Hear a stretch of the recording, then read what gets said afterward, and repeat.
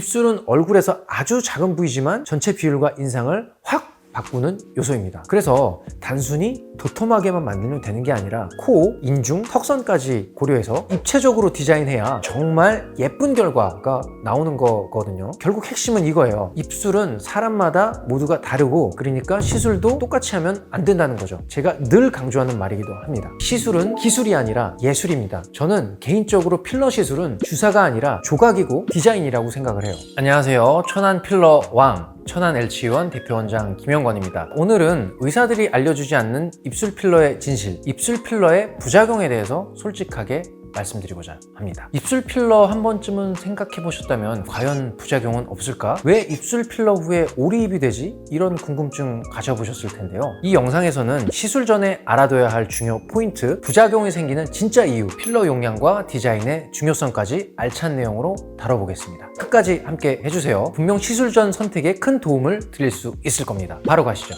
자, 이제 본격적으로 한번 짚어보겠습니다. 입술 필러 부작용, 없다고는 못하지만 알고 맞으면 피할 수 있다고 말씀드릴 수 있을 것 같습니다. 혹시 생겨도 대부분은 해결할 수가 있습니다. 예를 들면 멍이 생기거나 붓기가 생기는 건 흔하게 생길 수 있는 현상입니다. 우리 입술이라는 게 워낙 예민한 부위다 보니까 이 주사 바늘이 들어가면 그럴 수가 있습니다. 이런 경우는 보통 한 3일에서 7일, 길어도 2주 내에는 싹 빠지거든요. 냉찜질, 진정크림을 발라주시면 금방 가라앉습니다.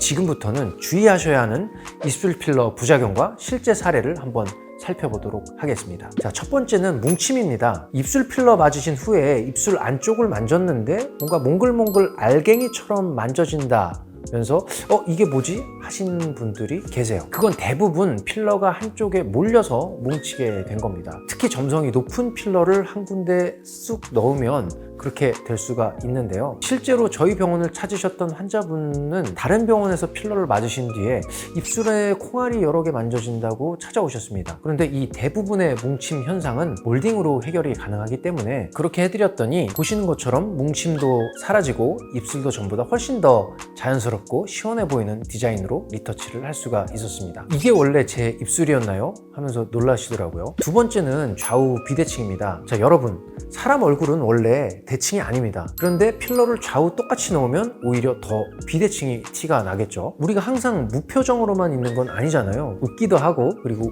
우하고 입을 모으기도 하고요. 근육 움직임에 대한 비대칭은 교정이 사실 어렵기 때문에 일반적으로 얼굴이 움직이지 않았을 때의 모양을 기준으로 시술을 하고 있습니다. 이분도 다른 곳에서 필러를 하셨다가 저희 병원을 오신 고객님이신데요. 사진만 찍으면 왼쪽 입술이 유난히 튀어나와 보인다고 그렇게 말씀을 주셨어요. 봤더니 얼굴의 비대칭을 고려하지 않고 필러의 양을 동일하게 넣으신 것 같았습니다. 그래서 주변부 근육을 보톡스로 살짝 잡아드리고 필러로 대칭을 잡아드렸습니다. 이렇게 디자인을 잡아드렸더니 전보다 훨씬 더 입체감 있는 모습을 보실 수가 있었습니다. PD님 어떠세요? 전후 차이가 좀 많이 나는 것 같죠? 그러네요. 제가 봐도 차이가 드라마틱한데요. 맞습니다. 필러는 정말 디테일 싸움입니다. 아주 작은 차이인데 나중에 결과값은 정말 크게 달라지거든요. 하지만 한 가지 아셔야 할 건 고유의 비대칭은 누가 봐도 너무 심하다. 이 정도는 필러로는 교정이 조금 어려운 부분이 있습니다. 세 번째입니다. 이 세 번째는 오리입인데요. 입술 필러를 받으시는 많은 분들이 두려워하는 부작용이죠.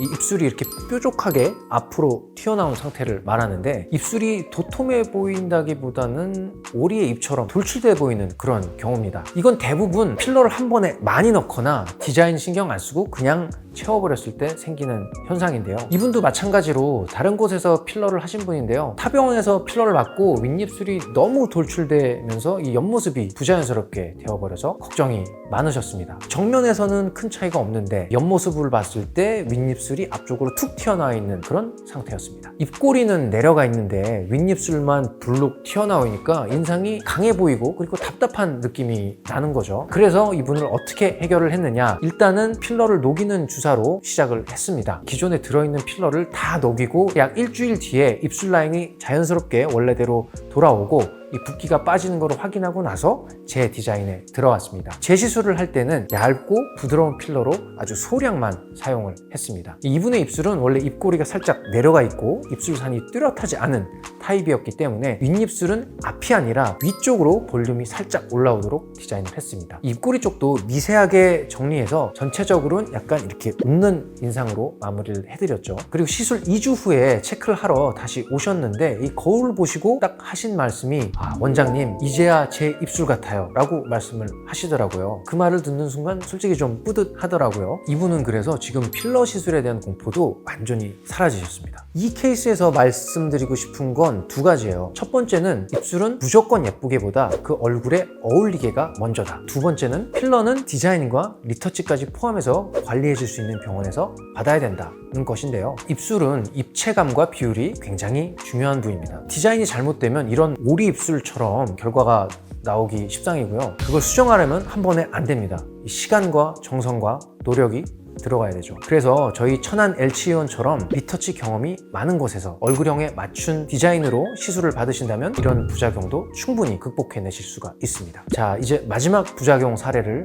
보여드릴 텐데요. 바로 인중이 길어 보일 수 있다인데요. 이건 의외로 많은 분들이 잘 모르시는 부작용일 수도 있어요. 입술은 도톰해졌는데 얼굴이 좀 길어 보여요 하시는 분들이 계시거든요. 간혹 윗입술을 너무 빵빵하게 만들어서 인중 라인이 시각적으로 길어져 보이는 분들이 계십니다. 특히 원래 입술산이 이 안쪽으로 말려 올라가 있는 분들은 필러를 넣으면서 그 말린 입술이 펴지거든요. 실제 사례 하나 말씀드리도록 하겠습니다. 이분은 이 30대 중반 여성분이셨는데요. 평소에 입술이 좀 얇아서 컴플렉스가 있으셔서 타병원에서 상담을 받고 2번에 걸쳐서 총 2cc 가까이 윗입술 중심으로 필러를 넣으셨다고 해요. 직후에는 오 입술 예쁘다 소리를 좀 들으셨다고 하는데 한 달쯤 지나니까 거울을 볼 때마다 인중이 길어진 것 같다고 느끼셨다고 합니다. 특히 사진을 찍을 때 정면보다 이 옆모습이 더 신경 쓰인다고 하셨고요. 그래서 저희 진료실에서 마주 앉아서 천천히 보니까 입술 자체는 예쁘게 잘 올라와 있었는데 윗입술이 앞이 아니라 아래 방향으로 이렇게 눌려서 나온 느낌이었습니다. 그리고 이제 입술산이 말려있던 게 펴지면서 원래보다 인중이 더 길어 보이는 그런 인상이었거든요. 그래서 어떻게 했느냐, 1차로는 히알루로니다제 주사로 과도한 볼륨부터 정리를 했습니다. 한 번에 다 녹이지는 않고요. 입술 중심부터 이 양을 조절하면서 2회에 걸쳐서 나눠서 녹였습니다. 또 갑자기 볼륨이 빠지면 어색해 하실 수 있으니까요. 그 다음에는 회복 기간을 거쳐서 입술 위쪽 테두리부터 살짝 리프팅 디자인을 추가를 했고요. 이분은 입꼬리가 살짝 내려간 타입이라 윗입술 테두리를 살짝만 채워주니까 인중이 짧아 보이는 효과도 생기고 웃는 인상까지 살아나셨습니다. 시술 후 확인하러 오셨을 때 첫 마디가 이거였어요. 다시 제 얼굴을 찾은 것 같아요. 요즘 사진 다시 찍고 있어요, 원장님. 이런 말씀을 들으니까 굉장히 보람이 있더라고요.